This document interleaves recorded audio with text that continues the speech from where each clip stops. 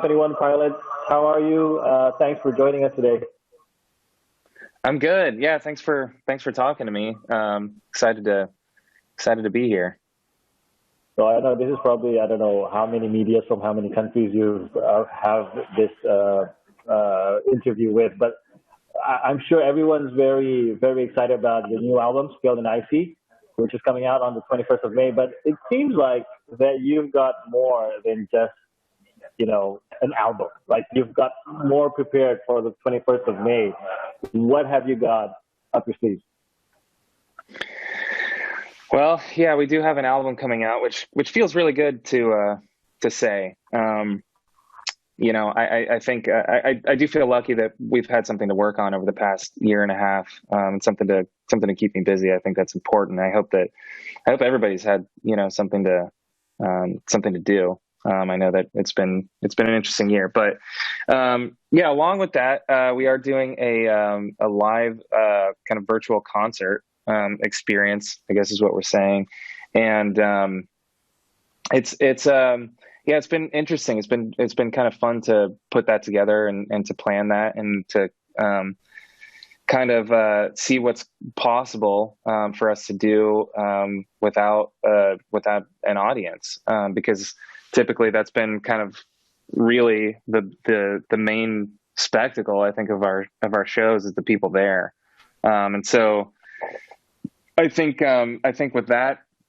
not being a possibility, it kind of forced us to kind of realize and figure out what else is possible. And so we've kind of put together an experience that is different than anything that we've done, but is. Well, when you think about what you're going to do, do you get stuck there, or do you actually have like new ideas, things that you've never thought about coming out? Yeah, some things that we've never, I think like in the same way that over this past year we've kind of explored technology such as Zoom, which I never knew what Zoom was before a year ago. I think we've also kind of just realized. Yeah, we've also kind of just realized, what's possible to do in sort of a live online environment, and so it has kind of led to some ideas that we've never really explored before. You're nervous about it since it's new. You don't know how people would react to it. You don't know how it would, the message would be conveyed, or are people excited about it? Absolutely. I think, the interesting thing, and I said this not long ago, but typically, if we go away for a little bit and work on a new album, the first show back is always, for me personally, is always very nerve-wracking, because I haven't played a show, in over a year. And so there's kind of a physical aspect of it where I'm just like, well, I hope I can keep up with it. I hope I haven't gotten too out of shape. And so there's that, and then also just hoping that that people are excited and into it. Usually by the second or third song, I feel like I was nervous for no reason, and I'm back with my family who's right in front of me, who's accepting and welcoming. And in this situation, I'm not gonna see the familiar faces right in front of me, and I'm not gonna hear their voices coming right back at us. So that does make it a little bit interesting too, because I don't think that we get that immediate sort of validation from people right there. So I definitely feel the audience sound effect, like the football games they play now without an audience, but they have the audience sound effect. Maybe you could use that in your concert. I think that would be great. Yeah, I might ask for that in my in-ears. Just have somebody pump some audience voices. So talk about Shy Away. What influenced you to write Shy Away?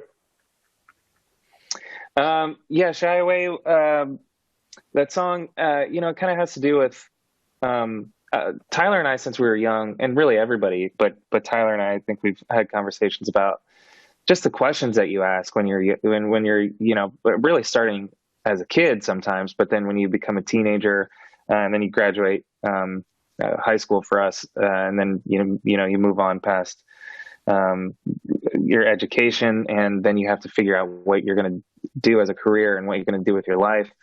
And those are all questions we ask ourselves for a long time, and figuring that out is a journey, personally, in and of itself. But then, then thinking about younger siblings or really close friends, who are figuring that out for themselves. It's a totally different thing to witness that through their eyes, or through our eyes watching them, I guess.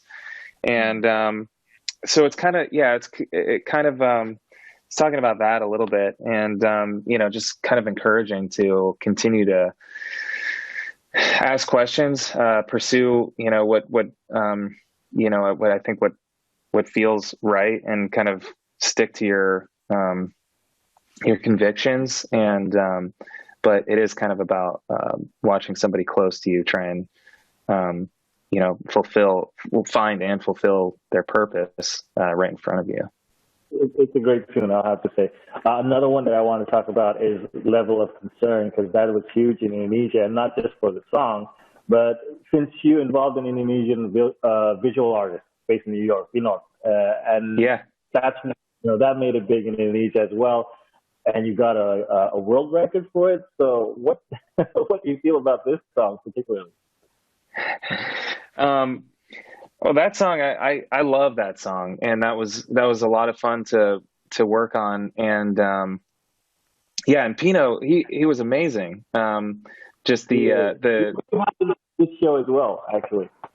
You what? We've had Pino in this show as well. He's big also here, and he's known for his work, his very hardworking and very analog work, actually, not too digital, that guy. So it was amazing. So what made you choose him? Was it the amount of work put in that he put in, or what was it? Yeah, I mean, I think a combination. I think we knew right off the bat he was super talented, and watching his process and how he does that too, it blew our minds, and seeing how much time goes into creating a video like that. And that style of art is just something that I couldn't wrap my mind around. And so having him be a part of of kind of recreating the music video in the way that he did was just really special and really cool. So I commented on him. I said, it's not just your talent, it's your patience. Like, nobody's got patience to do that except him, I guess. So, okay, I got just a couple of short questions you could answer shortly. This is from our staff who are a big fan of 21 Pilots. First of all, short questions. You could just answer shortly. What happened at your first band practice? What do you remember from that? Well, I'm trying to think. I know that very early on in our band practices, the learning and practicing the backflip became more of a concern than practicing our music. So Tyler was helping spot me do a backflip off of like a small stage, and then landing on a beanbag. And we did one full rehearsal learning a backflip. So that was the biggest part of the of the rehearsal, not the music itself. When was your best show? Could you pinpoint? Oh, one? Wow. It might have been, there was we wrapped up our tour cycle for the Blurryface album in Columbus, Ohio, and there were a couple. We did a thing called Tour de Columbus, and we did like 5 different shows. And the first one was like a 200 cap venue, and then the next was like a 1,500 cap venue. And those two, it was back-to-back nights. And I think just being able to kind of like go back and play in front of 200 people, I was sweating like crazy, and there are people like to the side of me over here, and it was just it was really special. And just being back in our hometown, there was something that was amazing about that. I'll never forget. Well, I'll stick with you. Josh, thanks so much for your time with us, 21 Pilots. We hope to see you soon in Indonesia. Yeah, thank you. Thanks for talking to me. Thank you, Josh. We'll see you again. Bye-bye.